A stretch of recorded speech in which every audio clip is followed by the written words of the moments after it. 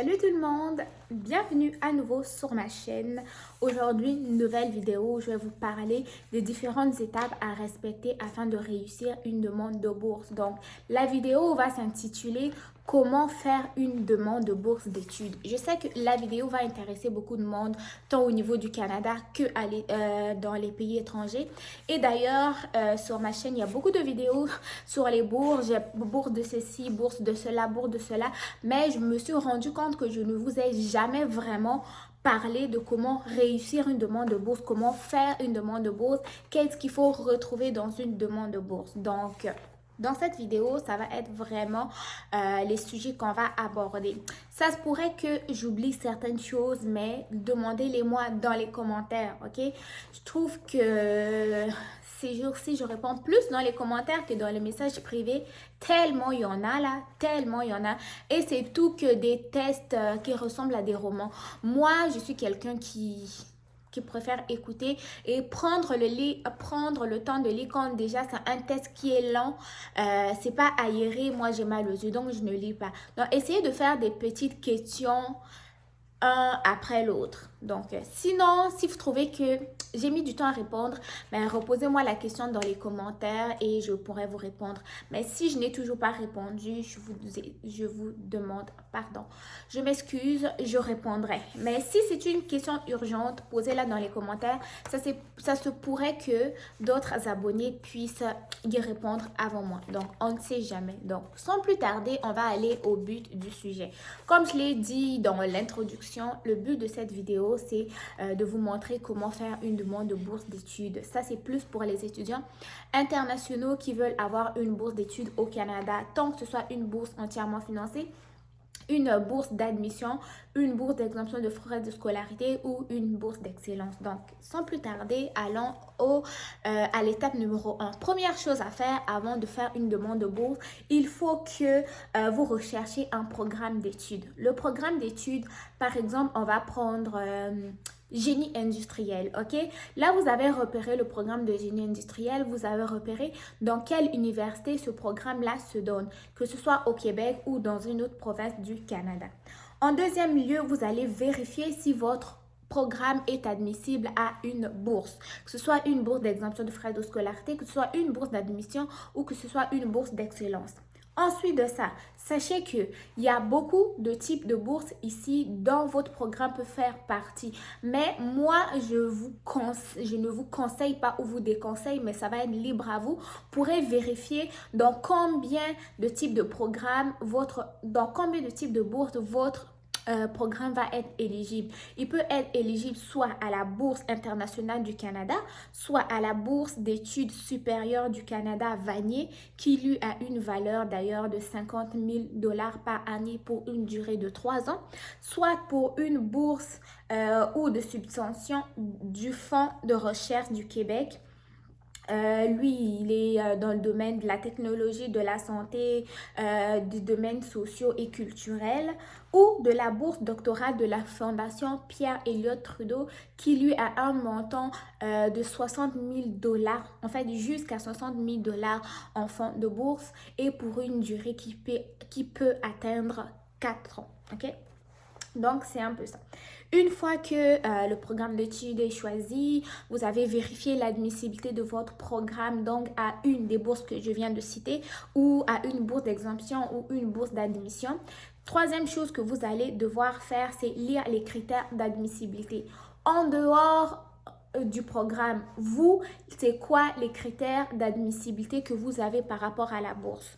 Donc, est-ce qu'il faut être inscrit à temps complet, il faut être, je sais pas, avoir un excellent dossier académique, est-ce qu'il faut résider dans telle ou telle province, est-ce qu'il faut faire partie soit d'un pays membre de la francophonie, ok? Donc, essayez de vérifier si vous remplissez les critères d'admissibilité.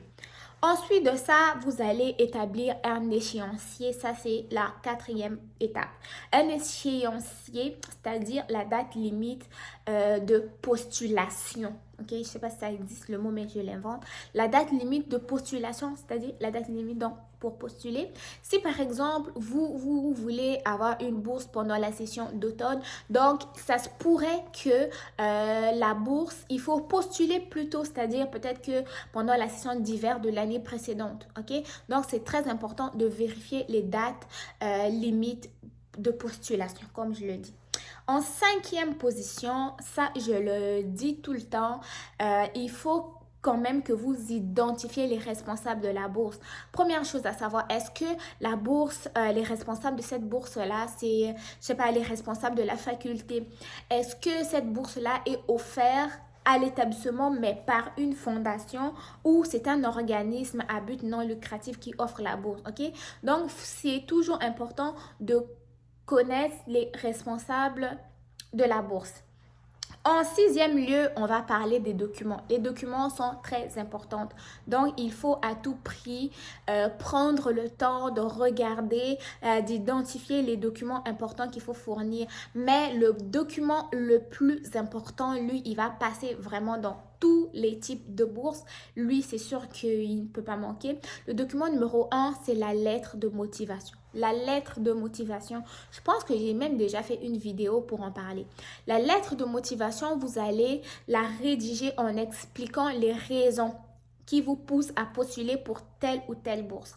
En quoi est-ce que vous êtes le candidat idéal? Comment est-ce que vous avez fait pour connaître l'existence de cette bourse? Et pourquoi est-ce qu'on devrait vous la donner à vous, cette bourse-là? Donc, en gros, vous allez vanter vos mérites, vanter les qualités qui vont permettre à ce que cet organisme-là ou cet institut-là puisse vous octroyer à vous la bourse. Et le deuxième document, ça va être un CV. Un CV rédigé selon le type canadien, le style canadien toujours, et sans oublier d'inclure dans le CV vos performances académiques, vos distinctions si vous en avez eu, et aussi vos expériences, que ce soit vos expériences de stage, vos expériences d'emploi reliées au programme et toute autre expérience que vous jugerez pertinente afin d'appuyer votre demande de bourse. Et enfin, il va avoir aussi les notes à envoyer. Cependant, pour une bourse d'admission ou une bourse d'exemption de frais de scolarité, il va être important à ce que vous puissiez ajouter en pièce jointe une lettre de confirmation d'admission. C'est-à-dire, vous avez fait votre demande d'admission et elle a été acceptée. Là, vous devez joindre donc la lettre d'admission à votre demande de bourse. Donc, en gros, ça, c'est vraiment les étapes qu'il va falloir respecter afin de faire une demande de bourse qui va être plus complète. Donc, si je recommence, je sais que la répétition est la mère de science. Je sais que des fois, je parle vite et je peux perdre certains d'entre vous. Donc, si on revenait à l'étape numéro 1, c'était rechercher un programme d'études qui vous convient selon votre personnalité, selon vos intérêts aussi. En deuxième lieu, c'était de vérifier si ce programme-là était admissible à une bourse, que ce soit la bourse internationale du Canada, la bourse d'études supérieures Vanier, la bourse ou une subvention du Fonds de recherche du Québec, ou soit la bourse doctorale qui va être offerte par la Fondation Pierre-Elliott Trudeau. Une fois que vous avez vérifié et que votre programme d'études est donc admissible à une des bourses, en troisième lieu, vous allez devoir vérifier les critères d'admissibilité à vous. Donc, les critères qui vont faire que vous soyez le bon candidat. En quatrième lieu, vous allez vérifier les dates limites de postulation. Et en cinquième lieu, vous allez devoir identifier les responsables de la bourse pour pouvoir soumettre la bourse ou pouvoir poser d'autres questions sur, c'est pas les modalités, les documents dont vous n'avez pas en votre possession ou pour d'autres questions connexes par rapport à la demande de bourse. Donc, c'est toujours important de vous assurer que le numéro est bien sûr canadien, que le courriel est bel et bien canadien parce que on le sait, il y a des arnaqueurs sur Internet et j'aimerais pas que vous fassiez avoir. Okay? Et en sixième lieu, il y avait donc la préparation des documents, lettres de motivation, CV rédigé selon le type canadien, l'attestation d'admissibilité ou l'attestation d'admission et enfin les notes au besoin, ok? Donc, j'espère que ma vidéo vous aura plu. Je referai une vidéo bientôt pour une bourse qui existe dont j'aimerais aussi vous parler. D'ici là, mais ce que vous avez à faire, c'est vous abonner, puis de réécouter la vidéo s'il y a d'autres parties que vous n'avez pas compris. Et n'oubliez surtout pas de partager, abonnez-vous pour m'encourager. Ces temps-ci, c'est comme si la chaîne ne bouge pas trop, puis j'ai comme l'impression de faire, je sais pas, que ma chaîne n'est pas utile, je sais pas là, mais... Dites-moi vraiment si ma chaîne vous aide, si ma chaîne vous aide à comprendre certaines choses. Et cela dans les commentaires. Mais en attendant, si la vidéo vous a plu, mettez-moi un gros pouce bleu. Restez connectés, activez la cloche de notification et on se retrouve très bientôt pour une nouvelle vidéo.